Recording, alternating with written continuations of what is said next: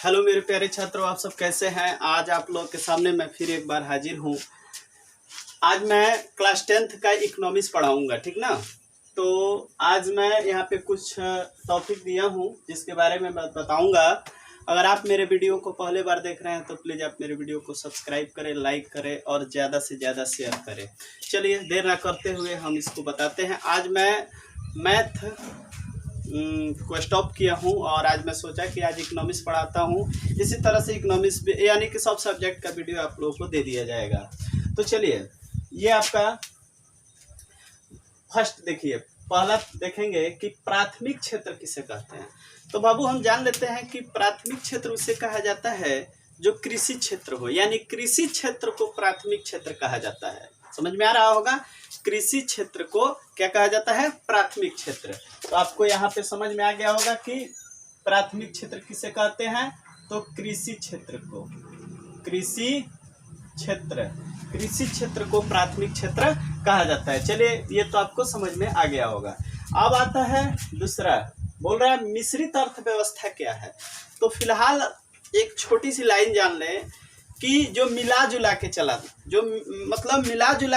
है ना, उसी को मिश्रित अर्थव्यवस्था कहते हैं। यानी कि पूंजीवादी अर्थव्यवस्था और समाजवादी अर्थव्यवस्था, ठीक ना। पूंजीवादी अर्थव्यवस्था और समाजवादी अर्थव्यवस्था दोनों को मिलाकर चलाता है, उसी को हम लोग क्या कहते हैं, मिश्रित अर्थव्यवस्था कहते हैं। तो भारत एक ऐसा देश है ना बाबू कि वह मिश्रित अर्थव्यवस्था है, क्योंकि भारत जो होता है समाजवादी और पूंजीवादी दोनों को मिलाकर चलाता है, उसी को हम लोग क्या कहेंगे, यानी कि मिश्रित अर्थव्यवस्था। तो कौन सा देश मिश्रित अर्थव्यवस्था के अंतर्गत आएगा बाबू। तो भारत जो है वह मिश्रित अर्थव्यवस्था के अंतर्गत आएगा, क्योंकि भारत देश जो होता है वह मिला जुला कर चलाने वाला है। भारत में आप जान लीजिए, अमीर से अमीर भी लोग हैं और गरीब से गरीब भी हैं, यानी कि दोनों यहाँ पे समान।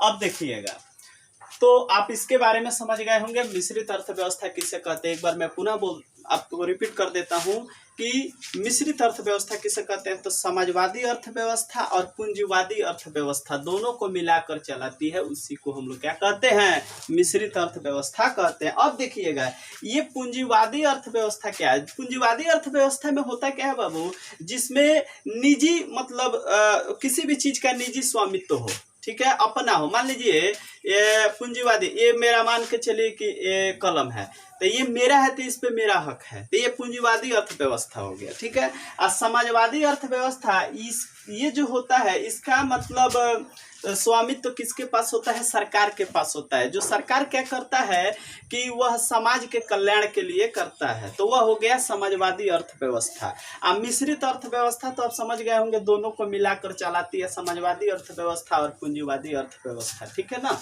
अब देखिएगा, अब बोल रहा है तीसरा, भारत में योजना आयोग का गठन कब किया गया था। तो भारत में योजना आयोग का गठन बाबू 15 मार्च 1950 में हुआ था। कब किया गया था बाबू, यहाँ पे लिख देते हैं हम, 15 मार्च 1950 में। कब किया गया था, 15 मार्च 1950। अब देखिएगा, ये तो समझ में आ गया होगा। चौथा देखिए, जिस देश का राष्ट्रीय आय अधिक होता है वह देश कहलाता है। सिंपल बात है। जिसमें मान लीजिए जिस देश में सबसे ज्यादा आय हो तो उसे विकसित न कहेंगे। तो यहाँ क्या कह रहा है, जिस देश का राष्ट्रीय आय अधिक होता है वह देश कहलाता है, तो बाबू विकसित कहलाता है। समझ में आ गया होगा, तो विकसित होगा। अगर मान लीजिए, अगला देखिए, किसे पिछड़ा राज्य कहा जाता है, ठीक है। यहाँ पे हम विकसित लिख देंगे, विकसित। चलिए, अब बोल रहा है किसे पिछड़ा राज्य कहा जाता है। तो बाबू बिहार जो है वह क्या है, पिछड़ा राज्य है। चलिए, अब देखिए अर्थव्यवस्था किसे कहते हैं, ठीक है। अर्थव्यवस्था, ये अर्थव्यवस्था है क्या। मान लीजिए कि अर्थव्यवस्था के बारे में सुन लिया। अर्थव्यवस्था आजीविका अर्जन की एक प्रणाली है, ठीक है। अर्थव्यवस्था, एक बार अब रिपीट हम करते हैं, अर्थव्यवस्था किसे कहते हैं। तो अर्थव्यवस्था आजीविका अर्जन की एक प्रणाली है। समझ में आया। अगर मान लीजिए कि अगर हमारा जैसे भारत देश है, आज कोरोना के चलते आज हमारी अर्थव्यवस्था बहुत स्थिति खराब हो गई है भारत का।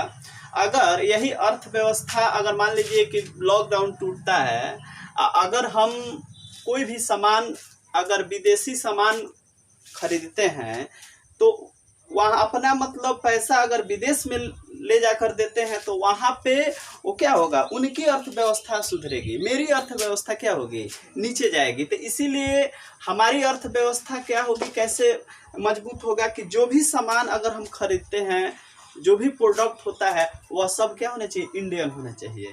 ताकि अगर ये इंडियन रहेगा तो ये पैसा हमारे इर्द गिर्द क्या होगा, हमारे देश के इर्द गिर्द घूमता रहेगा। तो चलिए ठीक है, हम अर्थव्यवस्था, एक अर्थव्यवस्था आजीविका अर्जन की क्या है बाबू, प्रणाली है। चलिए अगला आ रहा है कि सतत विकास क्या है।